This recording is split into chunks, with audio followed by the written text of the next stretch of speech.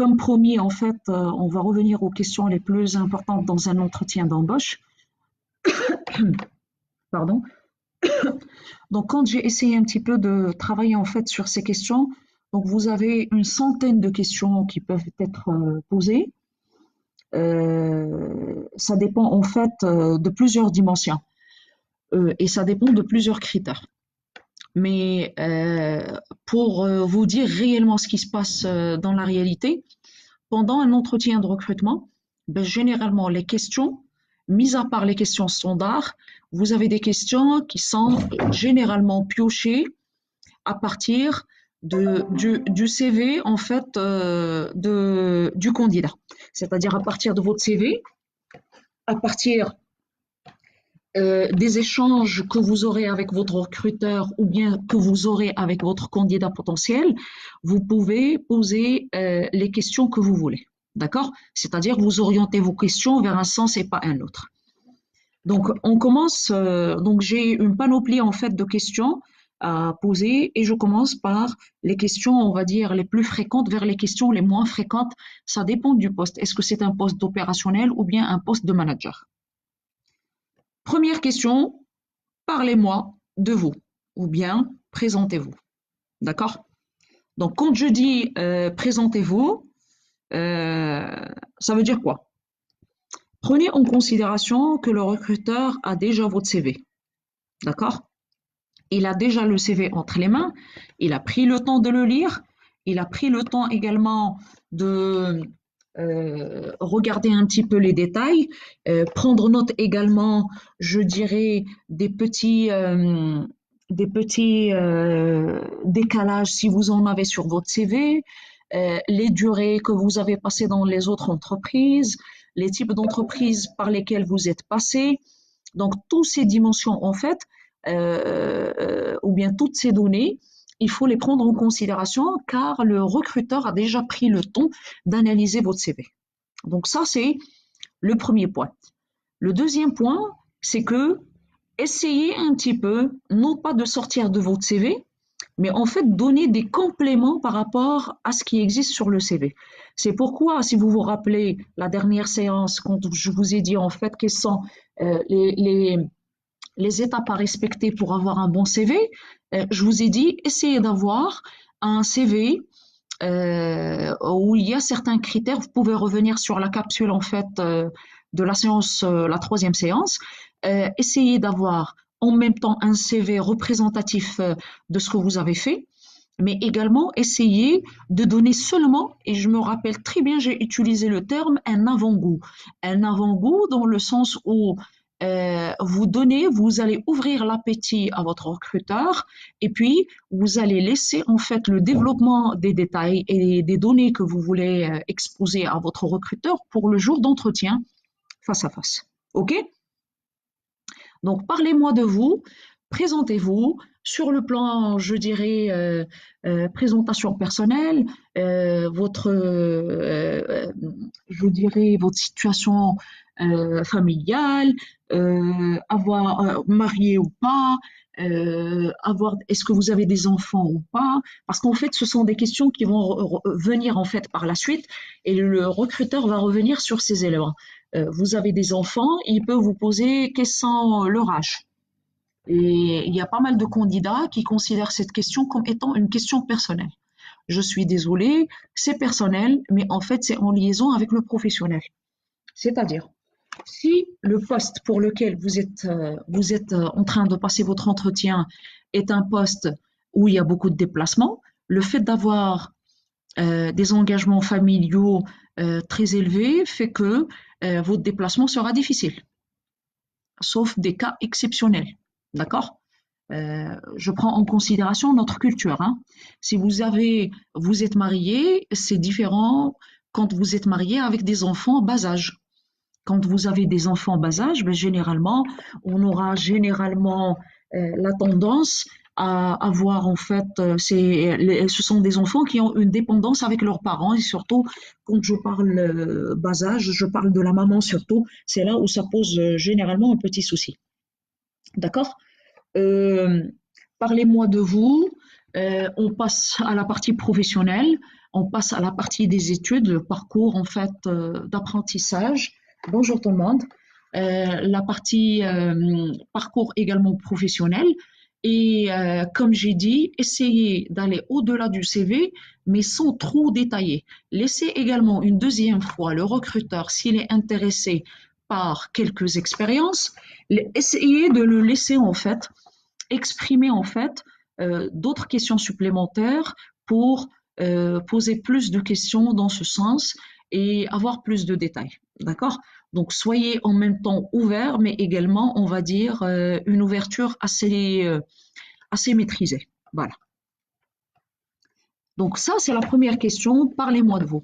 Et comme je l'ai dit, ici, l'attente du recruteur, c'est lui donner un plus par rapport à, en fait, ce qui existe sur le CV, mais en même temps, n'essayez pas de donner toutes les informations.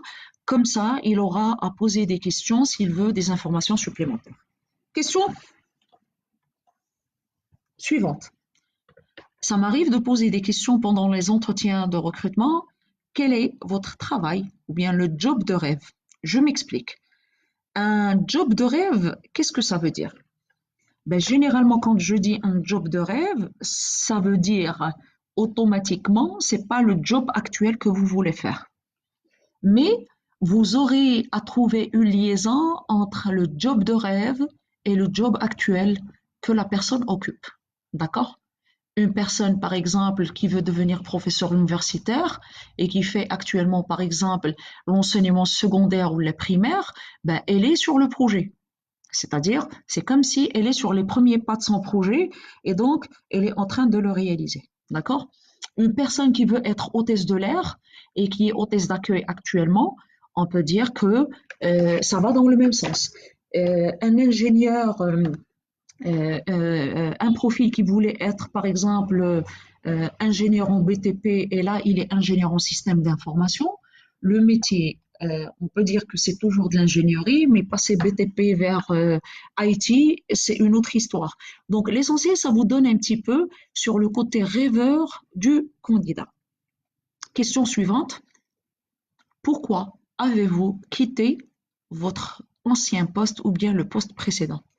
Donc ici, s'il vous plaît, j'aimerais bien vous mettre sur vos gardes par rapport aux anciennes expériences. Pour les anciennes expériences, ça nous arrive fréquemment de croiser en fait des candidats qui nous parlent en fait euh, des anciennes expériences et ils vont citer en fait que ce qu'ils ont vécu de mal dans dans ces expériences. Pire encore, ils vont vous parler de personnes. C'est-à-dire, ils vont commencer à vous raconter des histoires par rapport à des personnes. Euh, ils sont pas en train de mentir, ils disent une réalité, mais c'est pas la bonne place pour le faire. C'est pas la bonne place pour parler des anciennes expériences en citant des personnes du mal. D'accord? Raconter du mal par rapport à des personnes dans un contexte professionnel, le monde est très petit et c'est un manque de professionnalisme en fait qu'on peut rencontrer de la part des candidats potentiels. D'accord? Donc, essayez toujours d'expliquer en fait les raisons de départ. Bien sûr, selon les cas, ça peut être soit un plafonnement de carrière, soit c'est un plafonnement de salaire, soit les conditions de travail qui sont pas bonnes, un manque de reconnaissance peut-être, un manque d'évolution de carrière, ainsi de suite. Mais laissez les personnes tranquilles. Question suivante. Euh, S'il vous plaît, les questions que je vous donne, ce ne sont pas des questions par ordre.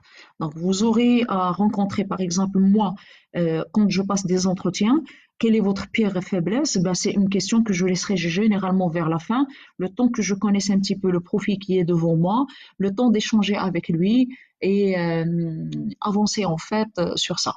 D'accord? S'il vous plaît, Younes Sifou, vous posez une question par rapport au CV.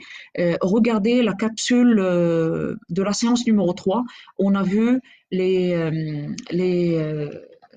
comment faire et élaborer un CV, un bon CV. D'accord? Donc, revenez à la capsule de la semaine dernière en gestion de ressources humaines. Donc, quelle est votre pire faiblesse? Je vous raconte un petit peu des petites anecdotes qui nous sont arrivées en fait pendant les entretiens de recrutement. J'ai eu un candidat, je lui ai posé la question, quelle est votre pire faiblesse? Ben, il m'a répondu, je suis fainéant. Est-ce que vous croyez en fait, pour quelqu'un qu'on veut recruter là tout de suite, et il parle de fainéantisme, c'est extraordinaire. Tu es fainéant, ça veut dire en fait que tu n'es pas euh, en mesure, je peux pas en fait compter sur toi euh, pour ce recrutement. Donc il faut faire attention, le choix des termes qui sont utilisés, euh, essayer d'être véridique, essayer d'être réel, mais essayez de peser un petit peu les mots et les termes que vous allez utiliser. Quelles sont vos qualités, quelles sont vos faiblesses? Aujourd'hui, on assiste à une redondance dans ce sens. Ça veut dire que tu auras un candidat, la majorité des candidats qui vont venir peuvent te dire mes qualités, mes faiblesses. On essaie de jouer un petit peu sur les termes comme on a appris en fait à nos étudiants. Euh, euh, c'est citer une qualité sous forme de défaut ou bien en termes de faiblesse. C'est-à-dire le fait de parler de perfectionnisme. Et bizarrement, tout le monde est devenu perfectionniste actuellement. D'accord? Voilà. Donc, toutes les questions que vous êtes en train de poser, je vais revenir les 10 dernières minutes pour répondre aux questions qui sont posées en fait au niveau des messages en bas. Voilà. Quels sont vos points forts? Les points forts, en fait, ou les qualités, il faut savoir, en fait, les, euh, les mettre en valeur. Les mettre en valeur, déjà, il faut les connaître. La majorité des candidats réellement ne connaissent pas leurs points forts. Les points forts, les limites ou bien les faiblesses dont je viens de parler, c'est généralement, ça doit être lié un petit peu ça doit être lié en fait, aux soft skills. D'accord? Soft skills, mais il faut faire attention. Je ne peux pas, moi, aujourd'hui, recruter un manager qui, par exemple, en lui posant la question quelle est votre pire faiblesse, il me dit ma pire faiblesse, c'est un problème de gestion de stress. Si tu as un problème de gestion de stress, ça veut dire que tu vas le faire subir à tes collaborateurs, à ton équipe de travail. Et ça, c'est insensé pour un manager. D'accord?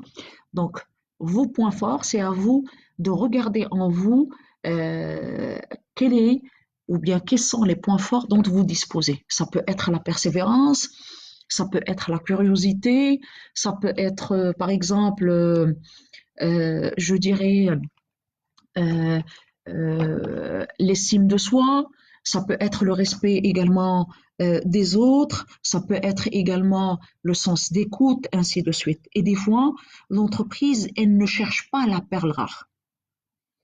Elle est en train de chercher en fait un profil qui est équilibré. On cherche que des personnes, je dirais, qui ont les compétences minimales, c'est-à-dire ils sont équilibrés, ils sont zen, des profils qui sont engagés, c'est tout, d'accord? Ils cherchent pas en fait des personnes extraterrestres. Et des fois, malheureusement, dans la majorité des cas, ces profils qui sont des profils assez normaux, assez moyens, on n'arrive pas à les trouver. Soit on se retrouve face à des personnes qui sont surdimensionnées, c'est-à-dire et donc on se retrouve avec des personnes qui ont une certaine surestime de soi, soit on se retrouve devant des profils qui sont compétents mais qui ne savent pas se vendre parce qu'ils souffrent des problèmes en fait de sous-estime. D'accord? Voilà. Donc là, c'est en fait le cinquième point. Une autre question qui peut être posée, et ça malheureusement c'est très récurrent, c'est une question qui est basique. Les candidats savent d'avance qu'ils auront en fait à répondre à cette question, mais malheureusement, il y a certains candidats qui ne font même pas l'effort d'aller chercher l'information. Je m'explique. Que savez-vous sur notre activité ou là sur l'entreprise ou là ce que vous voulez? L'essentiel en fait, c'est que quand vous postulez pour un poste vacant dans une entreprise, le minimum du minimum, c'est collecter les informations par rapport à cette entreprise, son positionnement dans le secteur d'activité. Et alhamdoulilah, aujourd'hui, toutes les informations sont disponibles. حتى واحد فينا ما il est en train d'inventer la roue. D'accord? Le savoir, ça existe. Le partage, il existe. On a besoin seulement d'aller chercher l'information. Donc, qu'est-ce que vous savez ou que savez-vous sur notre activité? Comme j'ai dit, cherchez comme j'ai dit, des informations sur l'entreprise, surtout par rapport aux dates clés de l'entreprise. Je vous donne un exemple de dates clés. Les dates clés, c'est quand je parle par exemple, l'entreprise a été créée en 94 et puis par exemple en 98, elle a été rachetée par un autre groupe. En 2000, par exemple, la nomination d'un nouveau président. Et qui dit nomination d'un nouveau président, ça veut dire un changement peut-être de la stratégie d'entreprise. C'est peut-être un changement dans la culture d'entreprise, son mindset, dans les procédures de travail, et on cherche l'information.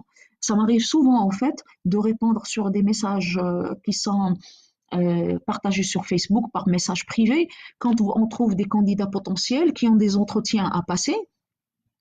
D'accord?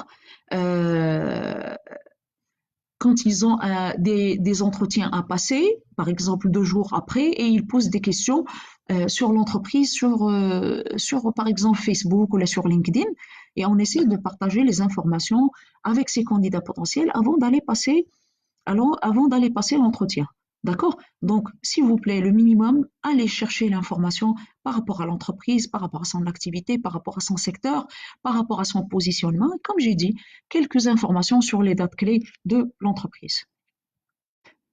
Question suivante qui peut être posée.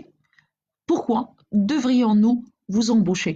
Ou là, pourquoi vous et pas quelqu'un d'autre? Donc, s'il vous plaît, la technicité,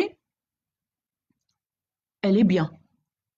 Mais quand vous détenez la technicité ou là vous avez le savoir et le savoir-faire et vous manquez de savoir-être, ça veut dire que vous n'avez rien compris dans la vie.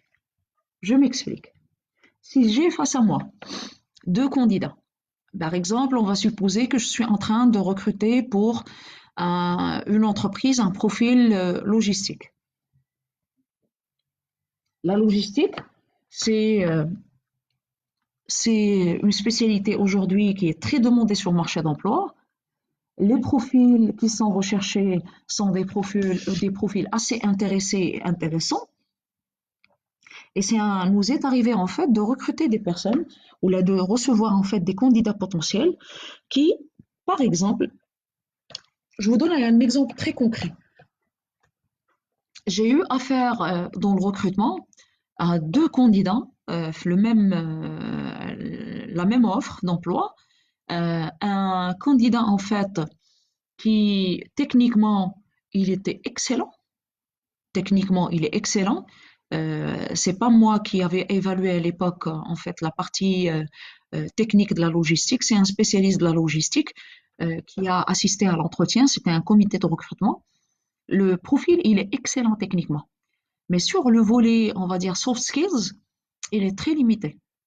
C'est-à-dire, c'est quelqu'un de très introverti et c'est un poste de responsable logistique en plus.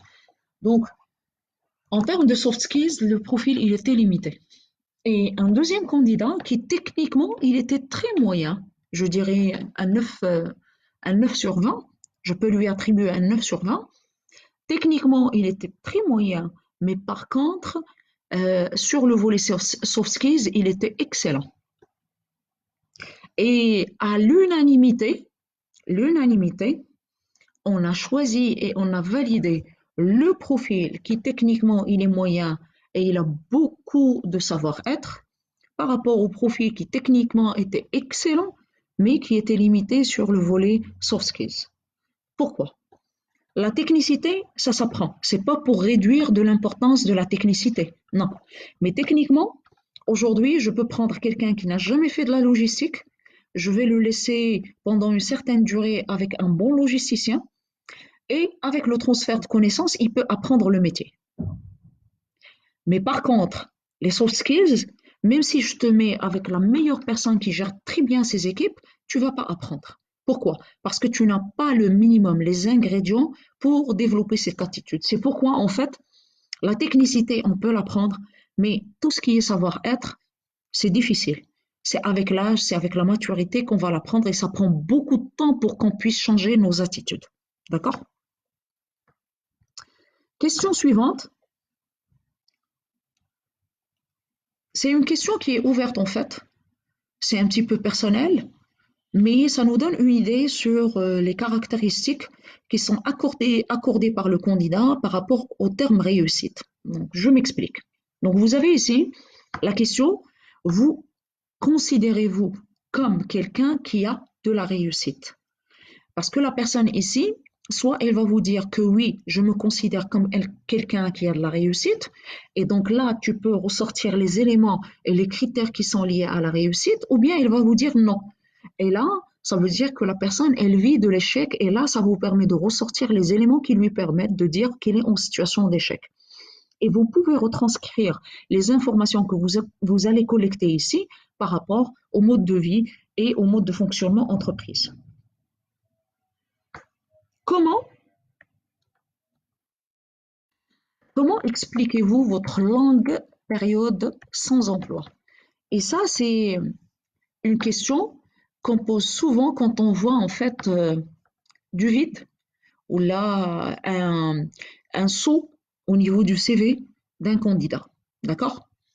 Euh, Quand tu parles, par exemple, à un collaborateur et il te dit en fait qu'il a fait un break.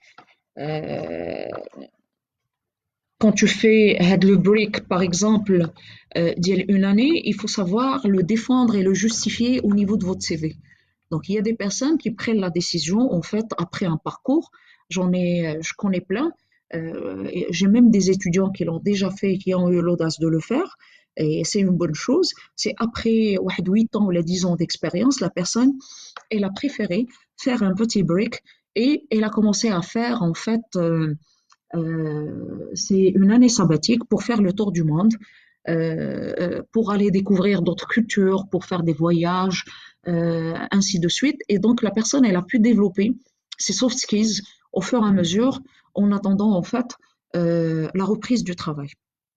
Mais par contre, vous avez des fois, ça peut être justifié, on peut recevoir, ça nous est déjà arrivé de recevoir en fait des candidats qui avaient des problèmes de santé pendant une certaine période. Mais par contre, on a eu des candidats où c'était beaucoup plus du subi, c'est qu'ils n'ont pas pu trouver des opportunités d'emploi. Euh, un petit vide en fait au niveau du CV qui dure pardon, longtemps, il est nuisible à votre CV. Donc il vaut mieux que si vous voyez que vous avez un vide, essayez d'apprendre, d'aller faire les langues, d'aller apprendre en fait des compétences supplémentaires en termes de formation, en termes de coaching, en termes de langue également. Et c'est bénéfique pour votre CV, comme ça vous pouvez remédier au vide que vous avez eu au niveau de votre CV. Pardon. Voilà. Euh, une autre question, c'est une question qui est utilisée mais qui est considérée comme étant une question piège. Combien de temps vous voyez-vous travailler pour nous? Donc, combien de temps vous voyez-vous travailler chez nous ou là pour nous? C'est comme, si vous voulez, la question, euh, on peut la poser des fois autrement et on va y arriver. Malheureusement, il y a des candidats qui tombent dans le piège. Je m'explique. Ça nous arrive en fait de poser la question où est-ce que vous voyez d'ici 5 ans en termes de projection. Et là, le candidat, avec toute honnêteté, il vous répond que d'ici 5 ans, moi, je compte créer ma propre structure ou là, mon propre business. Malheureusement, la culture Dienno, elle n'apprécie pas ce genre de réponse. Même si c'est honnête, hein. Combien de temps vous allez travailler pour nous? Si vous dites 5, 10 ans, je suis désolée, aujourd'hui les entreprises veulent investir en termes de recrutement, des profils qui vont rester avec nous jusqu'à la fin de carrière. fin de carrière, c'est-à-dire jusqu'à l'âge de retraite. Donc, on veut retenir, on veut garder les gens avec nous jusqu'à preuve de contraire. D'accord? Donc, essayez de faire attention aux réponses à cette question surtout.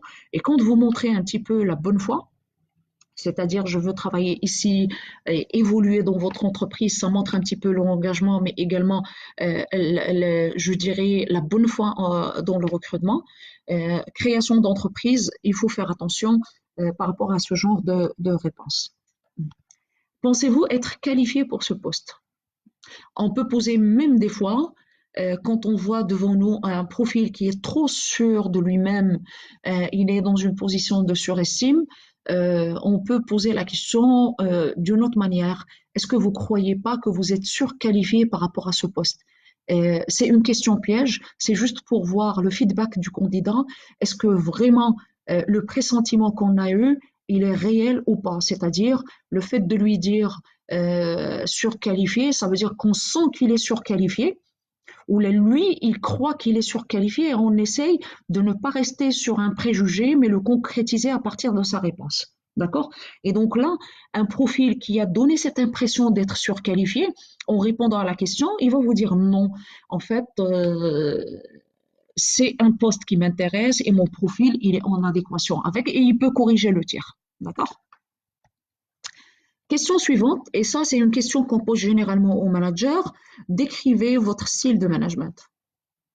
Décrivez votre style de management. Quand je demande à une personne de décrire une chose, une situation ou là, un concept ou là, ben, généralement, elle le décrit à partir du background qu'elle a pu constituer. Donc ici, décrivez votre style de management, ça provient généralement de la description, de la qualification qu'on lui donne avec le temps, ce qu'elle a l'habitude en fait d'entendre chez les collègues. Flan, là, tabarakallah, il est très proche de ses équipes de travail. Flan, il maîtrise très bien ses équipes de travail, il est très sévère. Donc, le style de les informations sur son style de management, au fur et à mesure que elle essaie de faire, elle conçoit automatiquement en fait le elle conçoit le mode de gestion d'elle. Ok? Aimez-vous travailler en équipe? Aimez-vous travailler en équipe? Oui, tout le monde aime travailler en équipe et surtout dans les postes de gestion d'équipe. Mais en fait, ici, on essaie d'aller chercher un peu plus loin pour avoir des éléments de réponse par rapport à la gestion des équipes. Et on peut aller pousser pour poser la question à la personne, est-ce que vous avez déjà eu l'occasion de gérer un conflit entre deux subordonnés, deux collaborateurs? De quoi s'agit-il? Comment vous avez pu gérer ce conflit? Euh, Ça, c'est une question généralement qu'on croise avec la question comment vous décrivez votre style de management. Et en rassemblant des informations, la première question et celle-là, elle peut vous donner une idée un petit peu sur le profil type manager de la personne que vous avez en face. Quelle est votre philosophie au travail? Ça vous montre une seule chose. Et la chose la plus importante, c'est quelles sont les valeurs qui sont activées chez la personne. Quelle est votre philosophie au travail? Quand vous travaillez, quelle est la valeur qui est accordée à la notion de travail? Il y a des personnes, le travail, c'est leur vie, d'accord? C'est vrai que pour certaines personnes, c'est un petit peu exagéré, mais pour certaines personnes, c'est une source pour avoir de l'argent. Mais pour d'autres personnes, elles sentent qu'elles sont obligées d'aller travailler. Si c'était un choix, elles n'allaient pas travailler.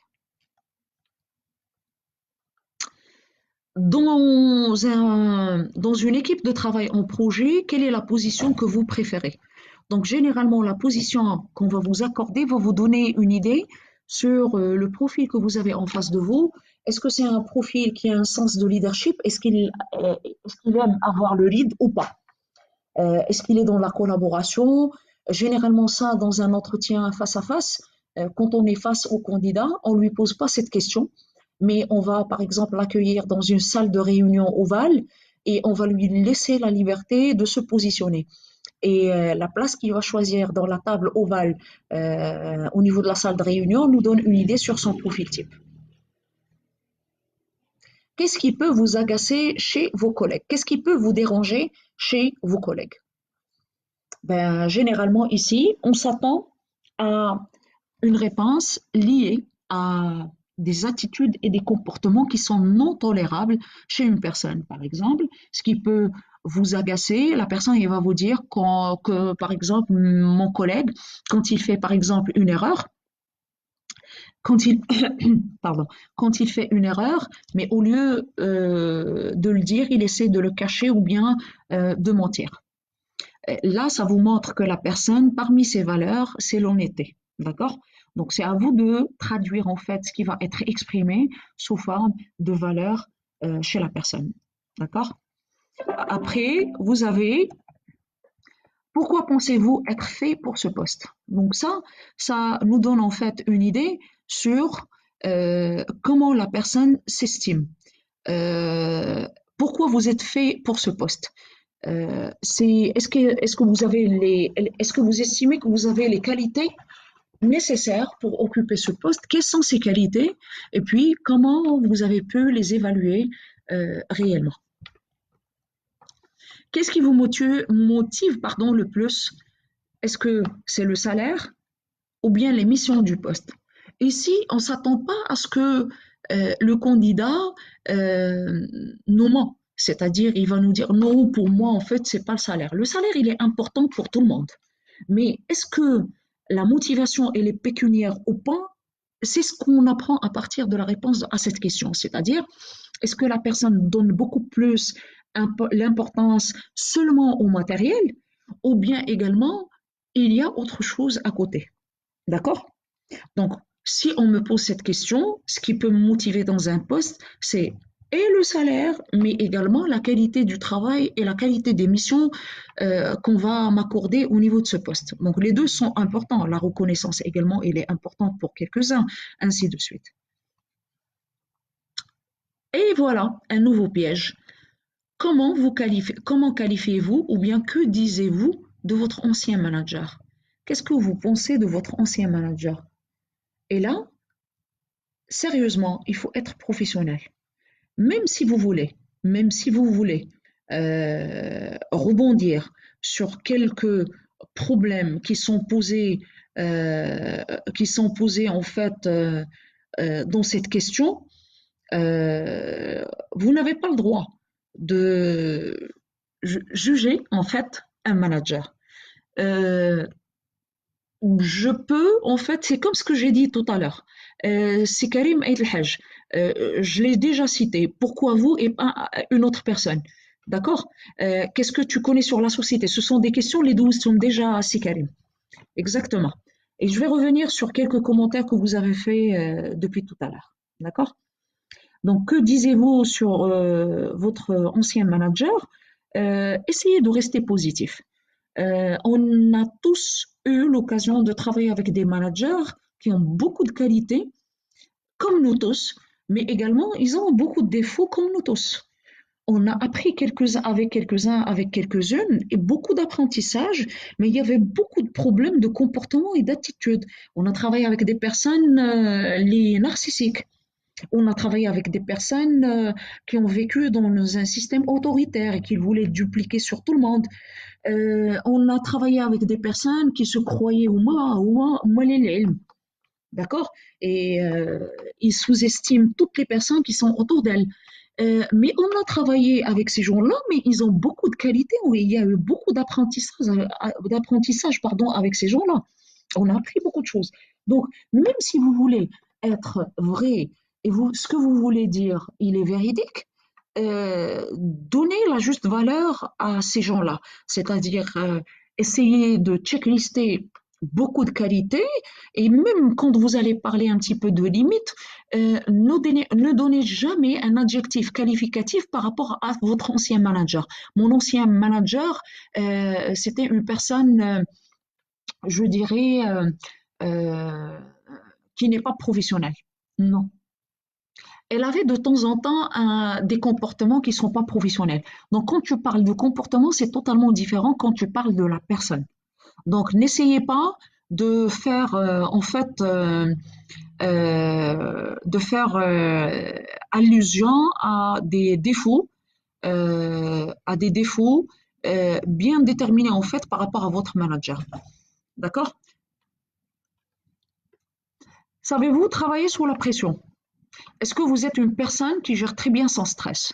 Ça, ce sont des questions qu'on peut vous poser dans des secteurs d'activité qui sont bien déterminés, où il y a beaucoup de stress. Maintenant, tout le monde professionnel vit dans la pression des objectifs, la pression du travail en groupe, la pression des deadlines, des délais à respecter. Et donc, si vous n'arrivez pas à développer une stratégie pour vivre dans un environnement de stress, vous risquez de perdre les pédales. Et donc ici, si vous dites que oui, vous travaillez sous la pression, on va vous demander des exemples ou là comment vous gérez les périodes de pression par lesquelles vous passez. Et vous devez donner des éléments qui sont concrets. D'accord? Pour les personnes, et je crois là, je réponds partiellement à une question des Karim et Haj, différence entre un entretien junior pour un junior et un senior, ou là, un débutant avec une personne expérimentée, il y a des questions liées à l'expérience, à l'ancien manager qui vont pas être posées. Hein. Ben, généralement, on est moins exigeant par rapport à un candidat qui est fraîchement diplômé, qui est sans expérience. D'accord? Donc, comment comptez-vous compenser votre manque d'expérience? Donc, le manque d'expérience, généralement, quand on prend un profil qui est sans expérience, on cherche des qualités, je dirais, très basiques.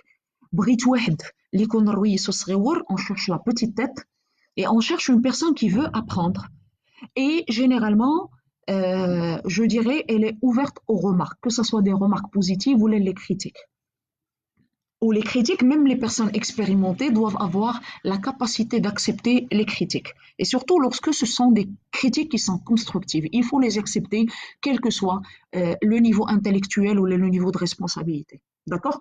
Donc, comment je peux compenser le manque d'expérience? Je peux le compenser par mes attitudes qui sont positives, je peux les compenser par la soif d'apprendre, la soif de grandir également en entreprise, la petite tête, la curiosité que je développe. Là, ce sont des réponses auxquelles on s'attend. Qu'est-ce qui vous motive pour ce poste? D'accord?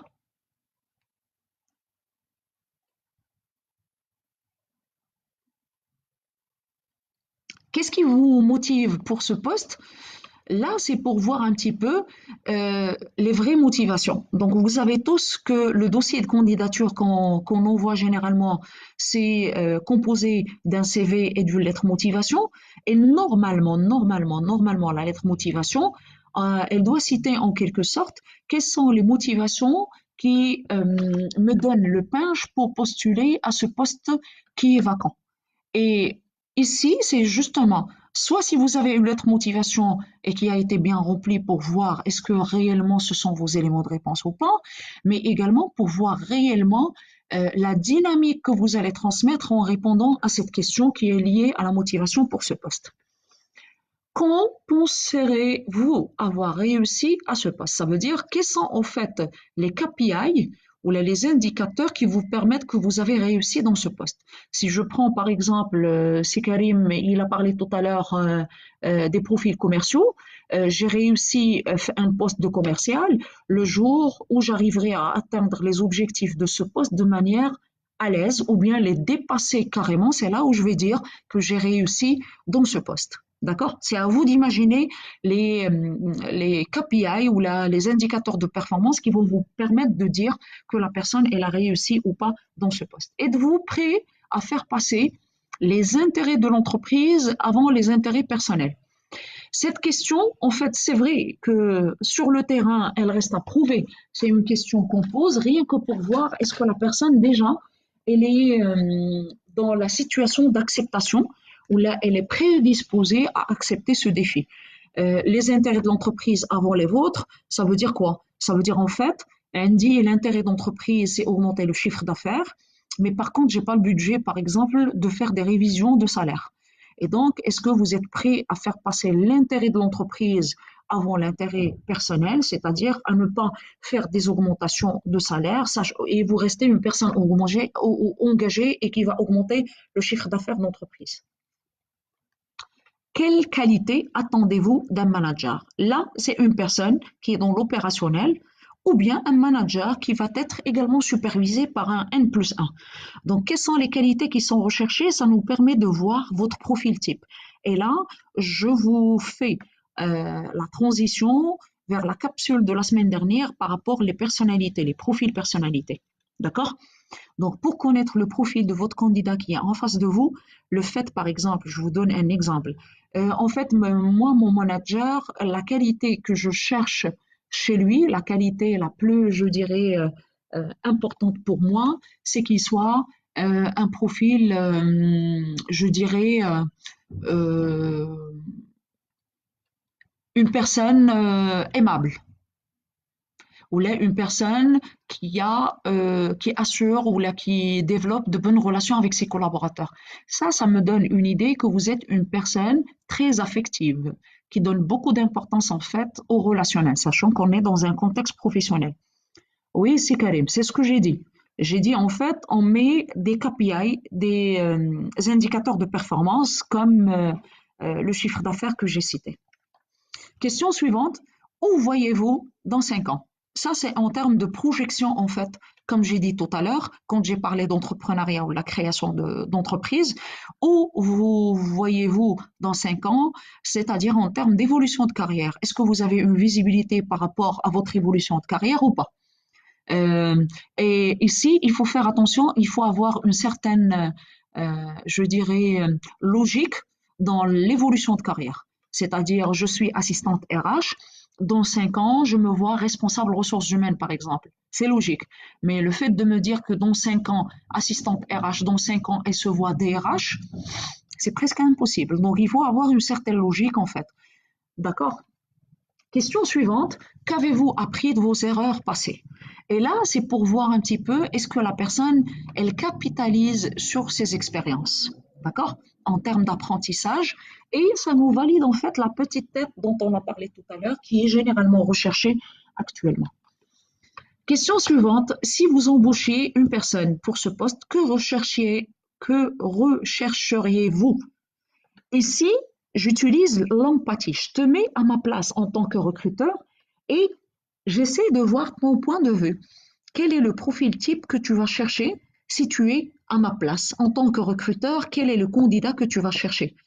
Et bien sûr, ici, il faut faire attention, il faut être intelligent et il faut essayer de valoriser en fait vos qualités via cette question. C'est-à-dire, je suis une personne, je dirais par exemple, engagée, je vais dire que je vais chercher le sens d'engagement. Je suis une personne qui maintient un relationnel, je dirais, de manière très professionnelle. On va dire le professionnalisme dans les relations interpersonnelles. Essayez de valoriser en fait vos qualités en répondant à cette question. Question suivante, qu'attendez-vous de ce poste? Ça veut dire, ce poste, qu'est-ce qu'il va vous apporter en termes de valeur ajoutée? Et là, la valeur ajoutée que vous allez accorder à ce poste montre l'estime que vous avez pour ce poste. Et ça vous montre un petit peu, ça va nous montrer l'importance que vous avez pour ce recrutement et pas pour un autre. La question suivante, avez-vous des questions? Malheureusement, la majorité des candidats ne profitent pas de cette question. Là, vous pouvez poser les questions que vous voulez, mais il faut que vous soyez intelligent. Si on ne vous a pas donné des informations sur le package rémunération, c'est l'occasion de poser des questions. Est-ce qu'il y a une couverture, mise à part l'AMO, l'assurance maladie obligatoire? Est-ce qu'il y a une couverture supplémentaire?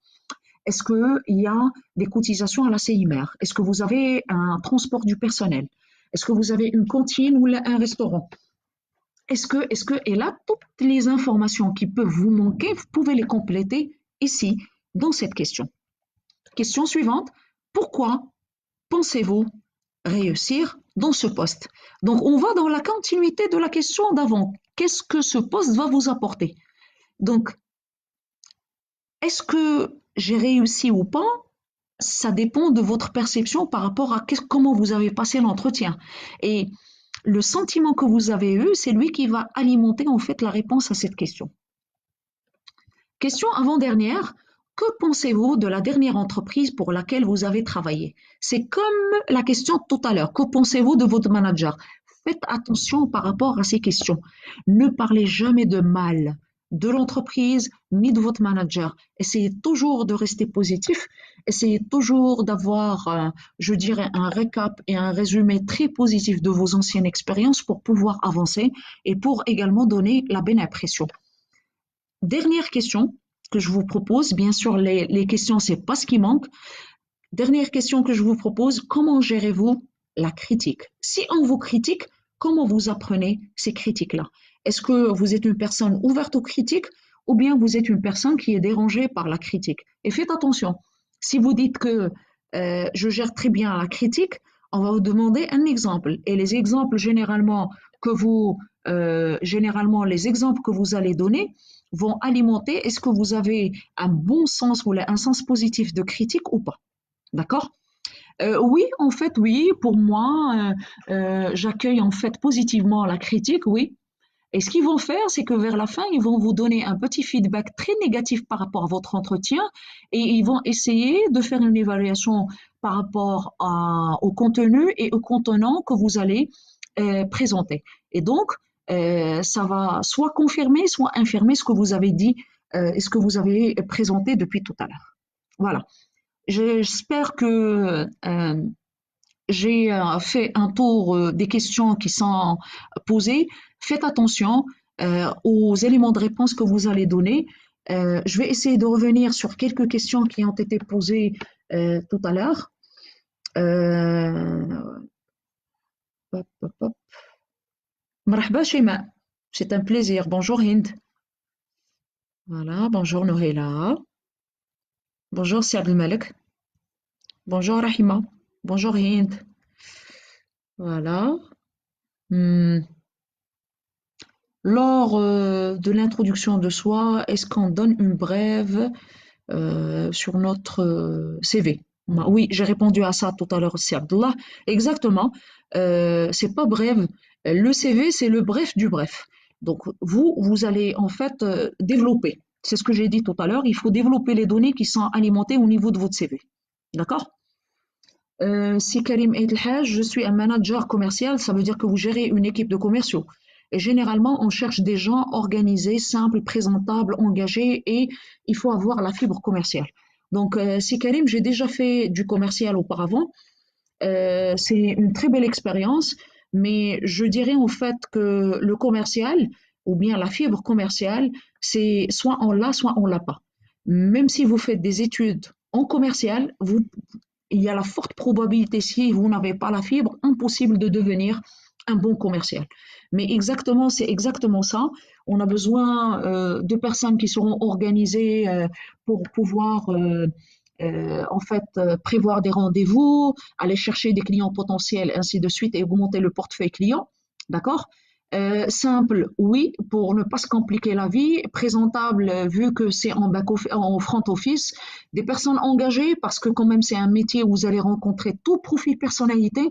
Vous allez rencontrer des personnes qui sont équilibrées, des personnes qui sont porteuses de troubles personnalité. Mais le plus important, c'est avoir la fibre. Bonjour Bouchra. Euh, Nejwa, s'il vous plaît, j'ai besoin des caractéristiques du service public à l'intérêt général. J'ai pas compris en fait la question et c'est pas mon domaine de compétence, ma chérie. Si Karim, un recruteur cherche généralement deux caractéristiques. Là, quand on a parlé des soft skills tout à l'heure, la petite tête pour avancer, exactement c'est ce que j'ai dit. Oui, c'est mais quand je بنادم حس براسو راه واعر et généralement cette l'attitude la personne اللي كتكون عندها cette l'attitude elle n'avance pas trop. Et donc apprendre et la personne elle est éveillée, قافزة. Oui, surtout le commercial, exactement. Mais pour le reste, c'est-à-dire des qualités recherchées, on peut les apprendre ainsi de suite. Exactement. Voilà. Mriem, est-ce que vous pouvez partager avec nous ce PowerPoint? Ben, vous aurez la capsule vidéo et sera enregistrée sur la page Qraya Fdar, mais vous l'aurez également sur YouTube. Vous pouvez la consulter quand vous voulez avec la présentation complète, du début jusqu'à la fin. Est-ce qu'il y a une différence?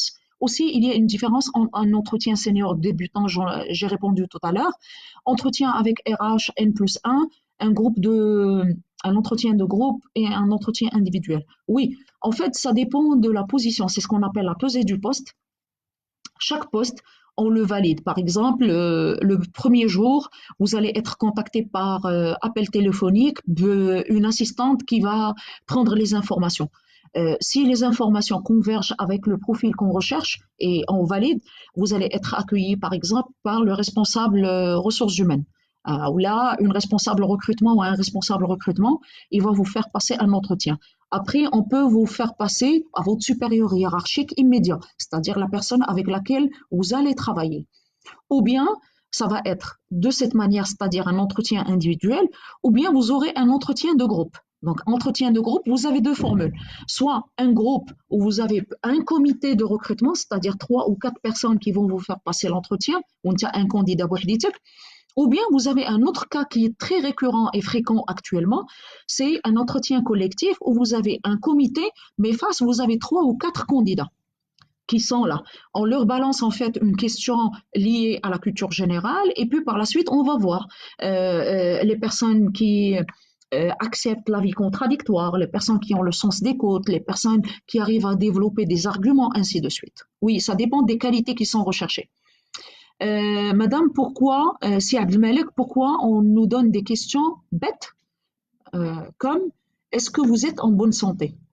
Oui, ben, si on ne vous pose pas cette question, ben, généralement en entreprise, on va vous envoyer faire carrément un bilan médical et vous ramener un certificat d'aptitude physique. Moi, je crois c'est pour avoir des informations. Ce ne sont pas des questions en fait bêtes ou là, des bêtises ou là, ce que vous voulez, mais ce sont des questions légitimes. Moi, en tant qu'employeur aujourd'hui, je ne suis pas prédisposée à recruter quelqu'un qui, dès le départ, c'est-à-dire les premiers mois, je peux comprendre avec le temps, avec l'âge, on développe des maladies, mais la première semaine, les certificats médicaux et la personne elle a des problèmes de santé qui sont chroniques. Donc là, généralement, quand c'est le cas, il faut ramener carrément le dossier médical dès le départ pour prendre en considération les problèmes de santé que vous avez. Et si mes souvenirs sont bons, c'est que vous êtes comptable. Bonne santé, ça veut dire est-ce que vous serez en mesure d'être en contact direct avec les chiffres tout le temps واش واش متبتش غالك c'est pas un métier qui est facile, hein. Ça demande beaucoup de concentration, ça demande beaucoup de choses.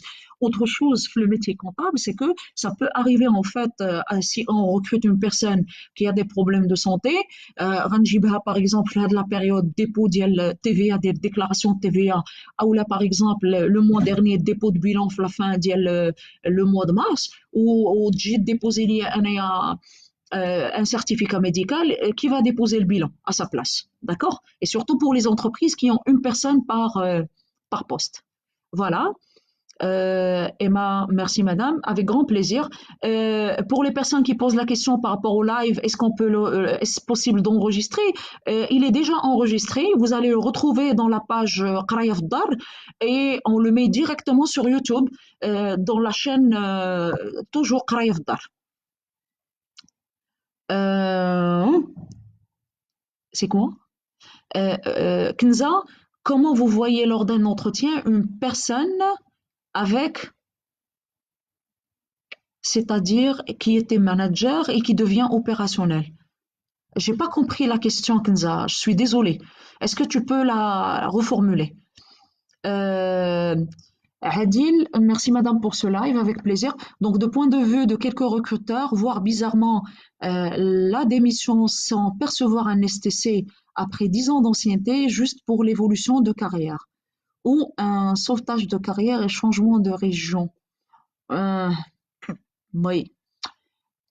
Donc ici, je crois, je vais reformuler la question. Une personne qui a passé 10 ans d'ancienneté et ça n'a pas bougé, et elle préfère démissionner. علاش le STC, elle va pas le percevoir. Même en cas de démission, tu as ton STC. Tu parles en termes de 10 ans d'ancienneté, ما كتاخدش la pécule de départ. ديال l'ancienneté. Ça, oui. Ça dépend des personnes. Il y a des personnes qui sont motivées par l'évolution de carrière et il y a des personnes qui ne le sont pas.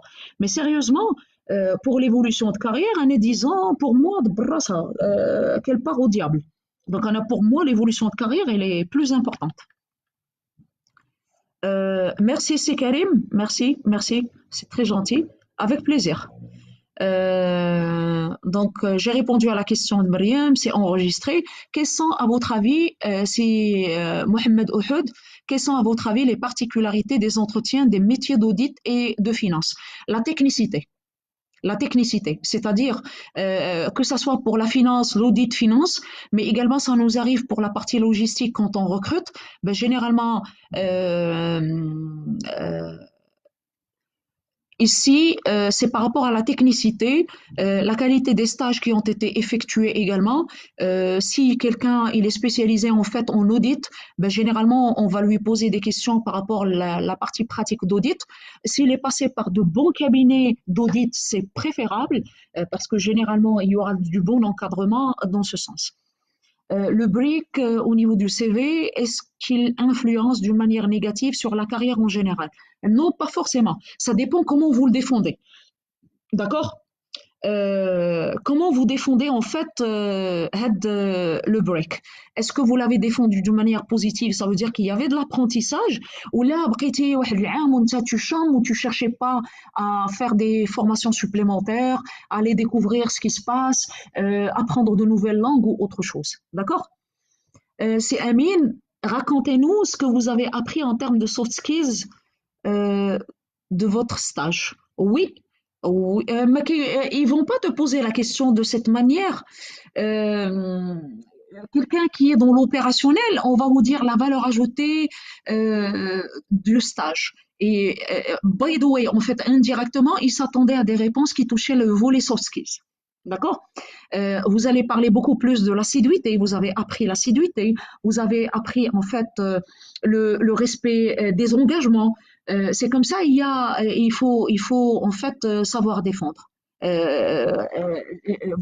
Vos stages, il faut les défendre avec la qualité des stages que vous avez effectués, la qualité des entreprises par lesquelles vous êtes passé et la qualité d'encadrement professionnel par lequel vous êtes passé.